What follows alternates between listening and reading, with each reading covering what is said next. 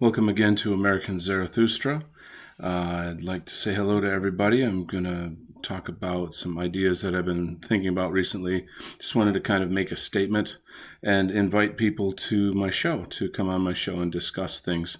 For starters, I just wanted to let you know the image on the screen is The Hermit by John Singer Sargent, a great American painter. So while I talk, you can enjoy some oil painting. So the question here is, how can the white identitarian movement dialogue seriously with non-whites in America? So how can we as a movement actually meet and talk with non-whites in a race realist context? This is something I don't think anyone's ever thought about before or even suggested before.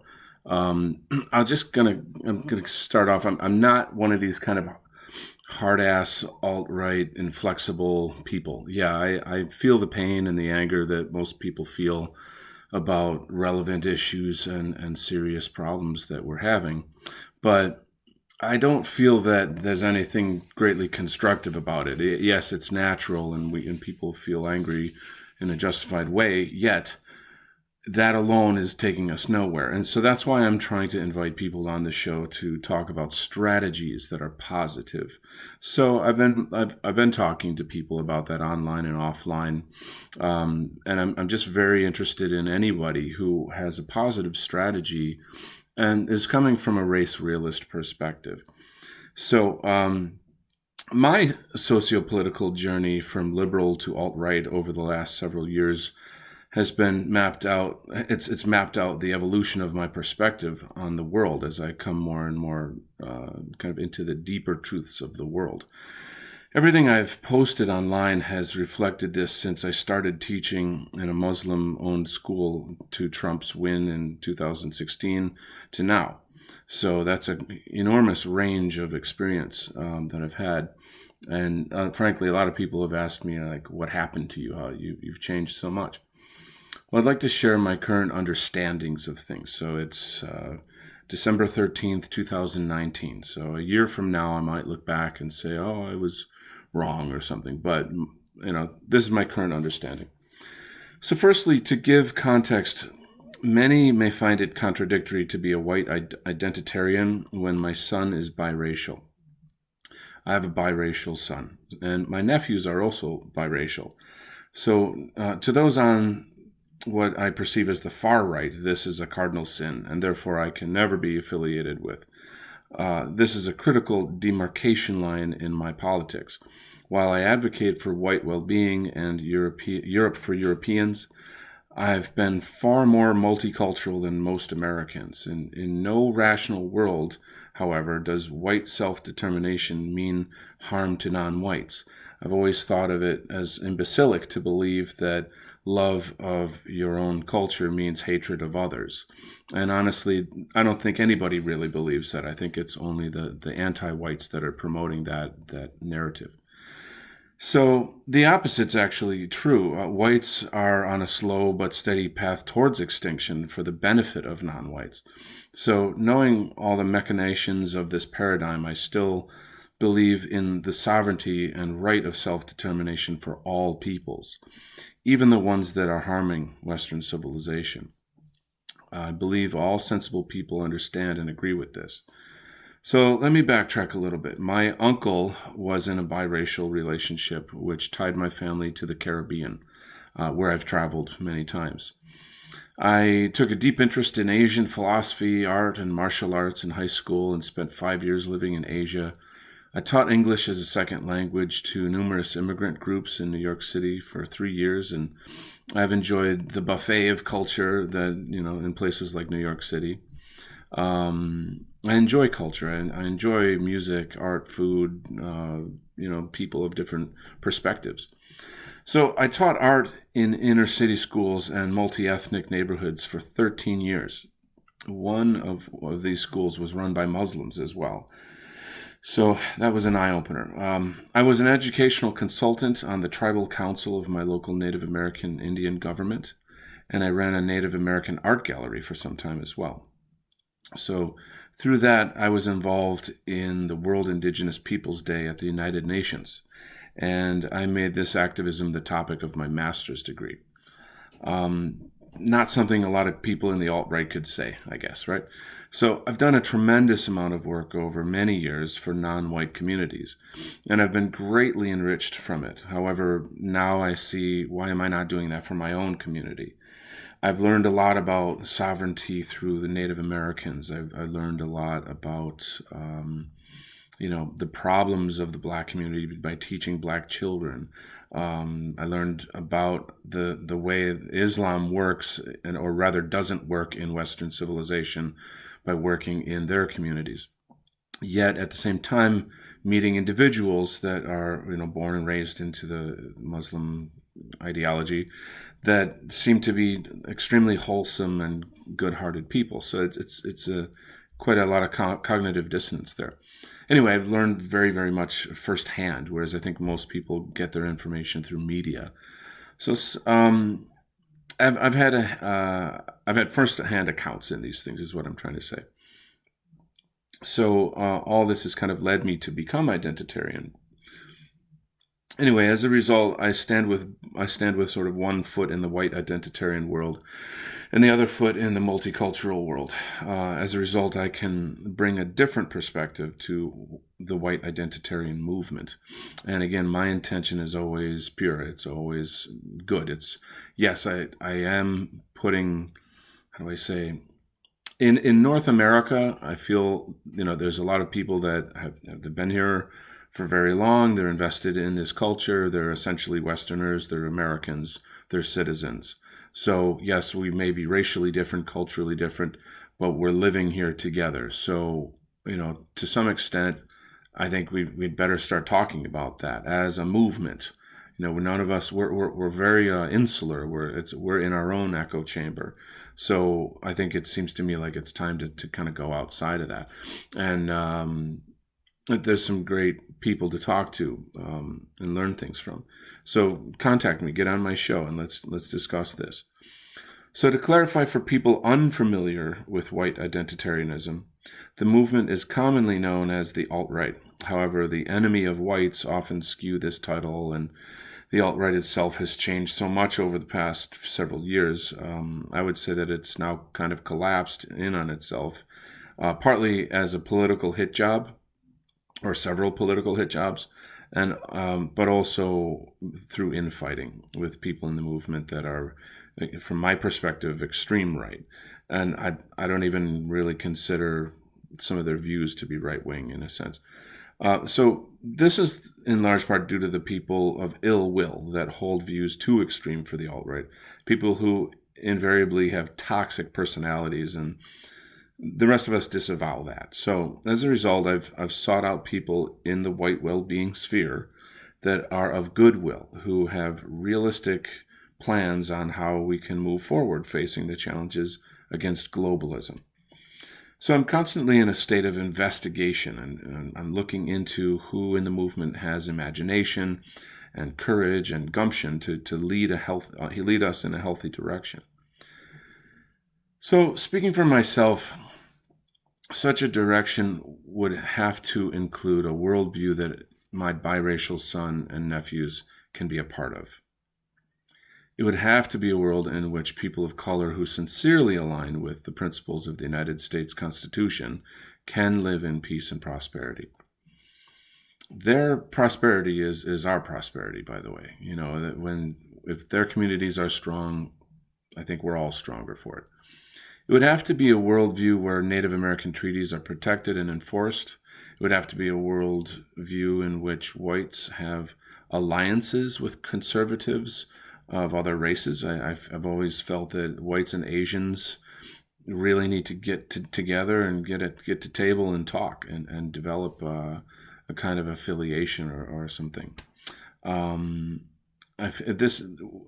would have to be living in a new world in which we encourage people to explicitly point out the root of our problems. There's too much dancing around the truth. There's too much, kind of, I don't know how to say this. There you go. I don't know how to say this. People that are just not being honest about the root of the problem. Um, I would want to create a movement or move in a direction where we share a worldview that pledges allegiance to the flag of the United States, and that does not see our current political dichotomy as the true representation of the founding fathers. We're not pledging allegiance to the politicians. We're pledging allegiance to the republic. So this is something that we have to kind of delineate. I would like to live in a world that protects the environment, in a movement that protects the environment, that finds alternative sources for energy, medicine. That's a whole other aspect. So this would be basically a movement that holds spirituality over materialism. And you don't have to agree with me, but these are my thoughts, and I'm going to state them. I may grow and evolve as time goes, but I just don't think coming from a place of anger is doing any good for anybody and is actually hurting us. So we need to move forward. If I were someone of great means and influence, I would allow for regions where people who only want to live among their own could do so, while people who want to mingle with other cultures could also do so in other regions. I think this seems fair to me. A long time ago when I lived in Japan, I learned something about the red light districts, that they have areas where all forms of illegal and illicit activities are allowed to occur, and there's just a sort of small red light districts. However, the idea of this is that you can't stop crime, and therefore you can contain it if you allow it in a small area. And this is sort of I don't know if that's really the best approach, but that's what they do in Japan, and it seems to be working. So, the idea of having different zones where people, if you want to do this or be this or live this way, you can move to that area. And part of the point of that is so that everybody has their own protected area. And I think that's something that's just not on the radar. It's not something people really are discussing. So once again, to live in these different places, it's contrary to the principles of America to force people to live among others from different cultures.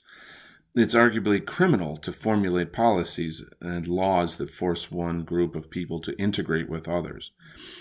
It is plainly clear that if people of color don't like whites,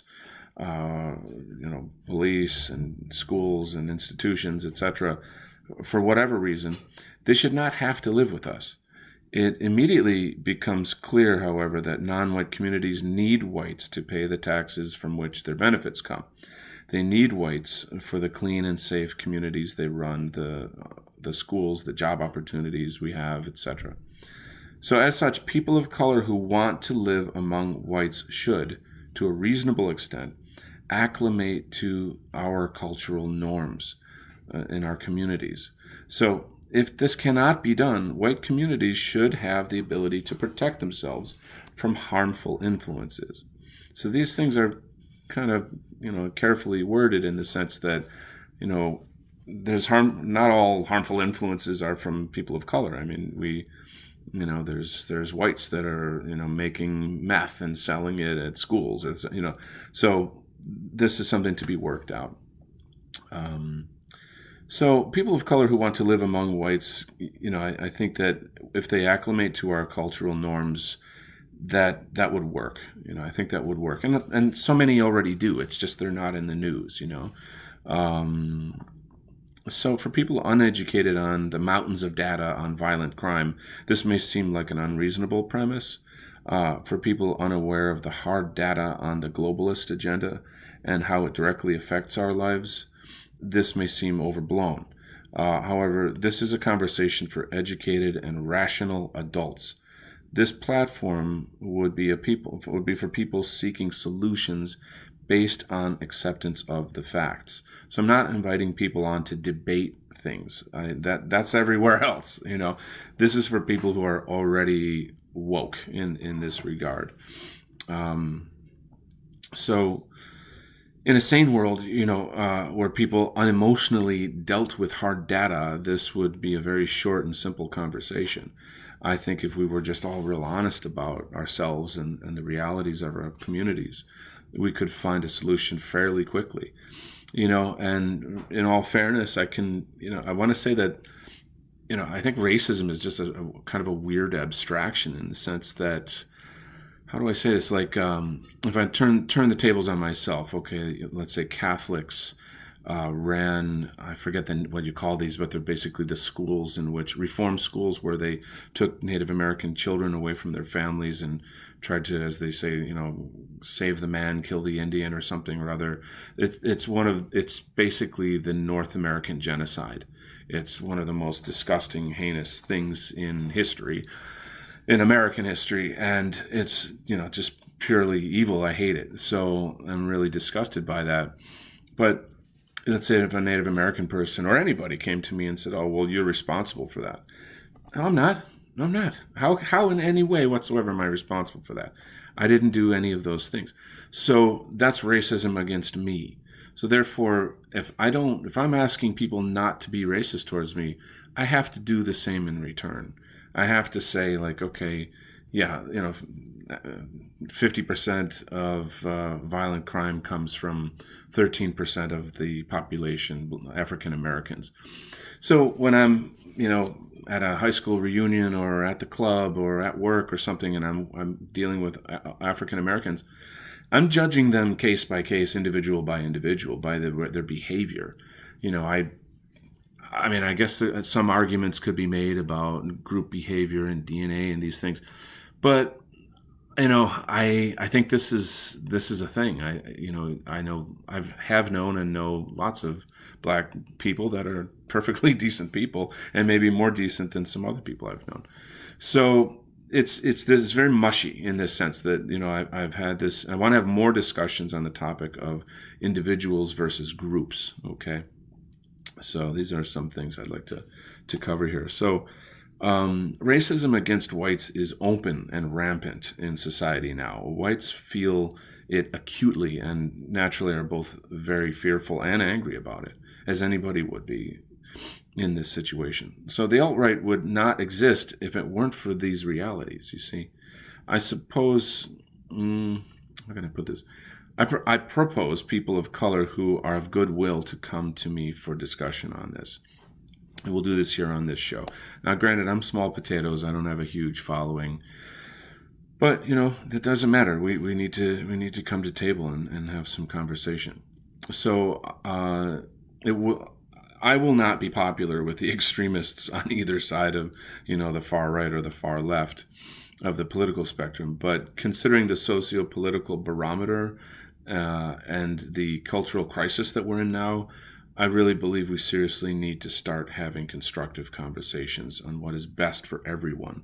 So let's focus on our mutual values. Let's focus on our mutual interests as people of color and whites and, different religions, etc. Let's pull away from extremism and towards the middle again. Times are crazy right now, guys. And who's doing this? Who is saying, hey, let's go back to sanity. So let's give people something positive to tune into. Let's create some media, some content that is a break from all the negativity out there. All right. So I do invite anyone of any race or religion to come on my show and brainstorm ideas on how we can create a culture based on race realism. We don't know if globalism is going to destroy America in the coming years. We pray for the law enforcement and first responders to keep their vows to serve and protect the citizenry and to be vigilant to protect the United States Constitution. But we, the people, must be worthy of their service too. That this is, after all, a striving towards a more lawful society where we're all invested in the same social contract, one that's woven into the fabric of our American culture. So, granted, a lot of systems are broken in America. I recognize that. Maybe it's not the systems. Maybe it's the people in the systems that are playing the systems. I'm not really an expert on that. There's more intelligent people out there that can speak to that. But it's funny. Not until you're going to lose somebody that you really suddenly notice, oh my God, I really love that person, and that person's America, and we want to save America. So let's be realistic about it, though. We have to talk through the frame of race realism. So we each, to his or own ability, can be part of our local communities, but in a way that is explicitly aware that globalism is trying to destroy this country. So while whites are targeted for replacement and the kind of the main group that is under attack by globalism, people of color should know that when whites are gone, civilization will go with us. If you think about the old trope of the white racists saying, "Hey, go back to where you came from," go back to Africa or whatever it might be, that's insulting, right? That's kind of that's racist in its way. So, but then think, America, if globalism has its way, is going to become a third world communist toilet. So if you really see the big picture, you will protect and affiliate with white culture because it's Western culture. That's what it is, right? I mean, so you look at, I don't know, let's say an American-born Chinese who has maybe been here for several generations.